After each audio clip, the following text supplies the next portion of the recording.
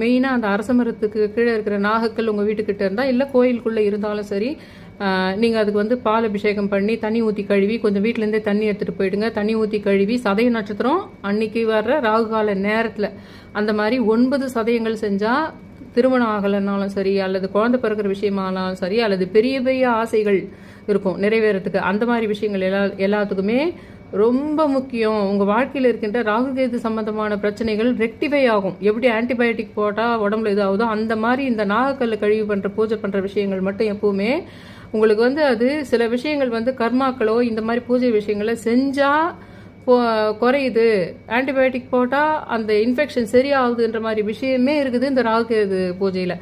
அதில் கிரகணம் வரும்போது வருகின்ற அந்த சதயம் வந்து அற்புதமான ஒரு விஷயம்.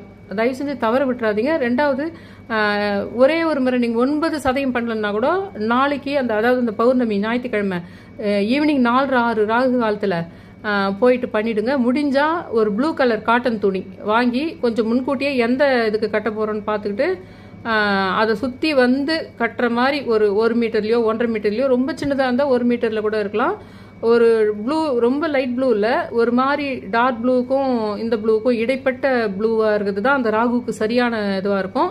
முடிஞ்சால் அதையும் பண்ணிவிடுங்க. ஏன்னா நேற்று நான் இதை பற்றி இதனுடைய முக்கியத்துவத்தை அவ்வளோ சொல்லியிருந்தேன். ஆனால் அந்த ப்ளூ துணி கட்டுற விஷயத்தை, ஏன்னா ஒரே ஒரு முறை பண்ணுறதுனா கூட பண்ணிவிடுங்க, நாளைக்கு அதை 9 சதயம் பண்ணலன்னா கூட சொல்லியிருந்தேன். அதில் இந்த ப்ளூ துணி கட்டுற விஷயத்த இந்த ஒரே ஒரு முறை கூட பண்ணிவிட்டு 9 சதயம்லாம் என்னால் பண்ண முடியாது, முட்டிங்களாவோட பரவாயில்ல, அதனுடைய பலன் மிக அற்புதமாக இருக்கும்.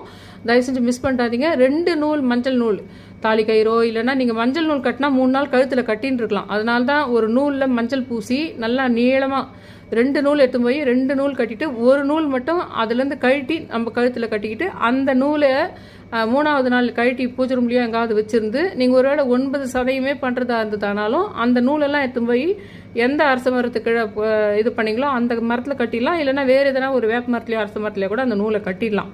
இதை நீங்கள் 9 முறை பண்ணலன்னா கூட சதயம் நட்சத்திரம் வர அன்னைக்கு இந்த கிரகணம் வர நேரத்தில் வர ஞாயிற்றுக்கிழமை 4-6 இதை பண்ணிடுங்க. இதனுடைய விளைவு அற்புதமாக இருக்கும். வேண்டுதலை வைங்க, எலுமிச்சம்பழம் தீபம் போடுங்க, உங்களுக்கு வெத்தலை பார்க்க வாழைப்பழம் வச்சுருங்க நிவேதனத்துக்கு அப்படின்னு சொல்லியிருக்கேன். தயவு செஞ்சு இதை தவறவே விடாதீங்க. சதயமும் கிரகணமும் பௌர்ணமி ஒன்றா சேர்கிற நேரம் வர்றது, அதுலேயும் ஞாயிற்றுக்கிழமை 4-6 காளிக்கு சம்மந்தப்பட்டது, சிவனுக்கு சம்மந்தப்பட்டது. இன்னைக்கு பார்த்தது நீங்கள் பண்ணிட்டீங்களான்னா எப்படியாவது பூ கொஞ்சம் எடுத்துகிட்டு போங்க, பால் ஒரு பேக்கெட் எடுத்துகிட்டு போங்க, கழுவிட்டு மஞ்சள் பூசி குங்குமத்தை பூசி அது மேலே பூ வச்சு 2 மஞ்சள் கயிறுகள் கட்டிட்டு ஒரு மஞ்சள் கயிறை கழட்டி உங்கள் கழுத்தில் கட்டிக்கணும். கற்பூர ஆர்த்தி காட்டின பின்னாடி, இல்லை கற்பூரம் காட்டலைன்னா கூட நீங்கள் வெறும் 2 எலுமிச்சம்பழம் விளக்கு ஏற்றினா கூட போதும், வெத்தலை பாக்கு வாழைப்பழம் வச்சுருங்க.